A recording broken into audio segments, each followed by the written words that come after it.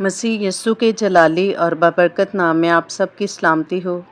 अहदे अतीक में से दाऊद नबी के मज़मूर में से ज़बूर 43 की आज तलावत करेंगे।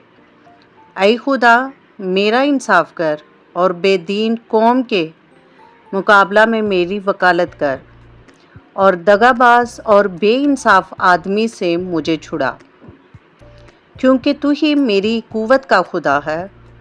तूने क्यों मुझे तर्क कर दिया? मैं दुश्मन के जुल्म के स्वभाव से क्यों मातम करता फिरता हूँ? अपने नूर और अपनी सच्चाई को भेज, वही मेरी रहबरी करे। वही मुझको तेरे कोए मकदस और तेरे मस्कनों तक पहुँचाए।